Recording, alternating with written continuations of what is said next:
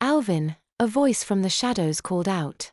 I'm ashamed to say that I screamed like a little girl. Really I did, but come on, wouldn't you? However, I didn't run. I wanted to, but my legs wouldn't work. I looked through the falling snow in the general direction the voice had come from.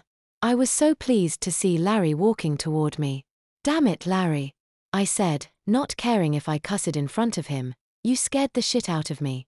What the heck are you doing out here at this time of the morning?" I asked him. He laughed a bit. I was going to ask you the same thigh, but he suddenly stopped in mid-sentence.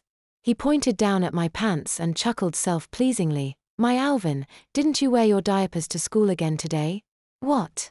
I squawked in disbelief for what he had just said, and it only got worse when I looked down and saw the blatant wet streak that ran down the inside of both pant legs.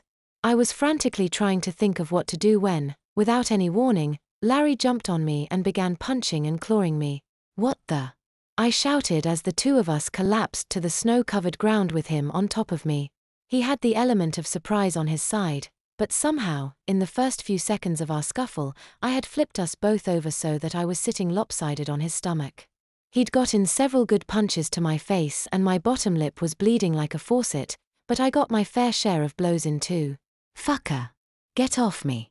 he shouted while trying to protect his face with his arms and hands. He tried to roll me off, but as he rolled left, his nose became unprotected and I landed a left-handed punch right on target. Larry screamed and became even more violent, swinging and kicking wildly. Somehow, his knee made contact with my ear and I was sent tumbling off him. I landed face down in the snow and when I lifted my head I could see my own crimson blood staining the white virgin snow.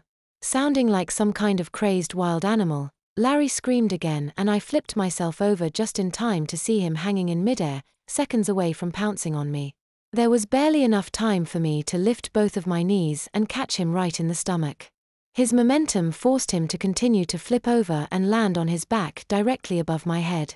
Despite how much I was hurting and bleeding, I still was able to jump right back to my feet with both fists raised, ready for him to attack again. However, Larry didn't attack again. He was lying on the ground looking directly up into the now heavily falling snow. Both arms were wrapped around his middle and he was gasping for air like a fish out of water. When he had collided with my knees, every bit of air had been knocked out of him. "What the hell is the matter with you?" I shouted as blood sprayed from my bleeding mouth. I wanted to jump on him while he was incapacitated and just beat on him some more, but I didn't. My backpack was hanging from one shoulder strap. The other had been ripped off near the top and was dangling by my left leg. Bleeding all over my coat, I turned toward the entrance of the park, preparing to leave Larry behind.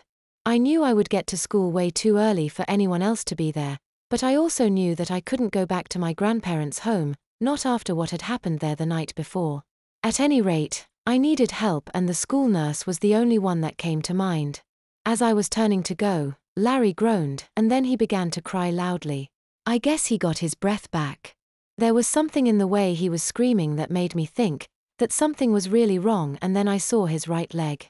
It was partially buried in the snow, which is why I hadn't noticed it before.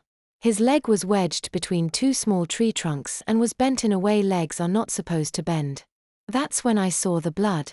Man, there was so much blood soaking the leg of his pants.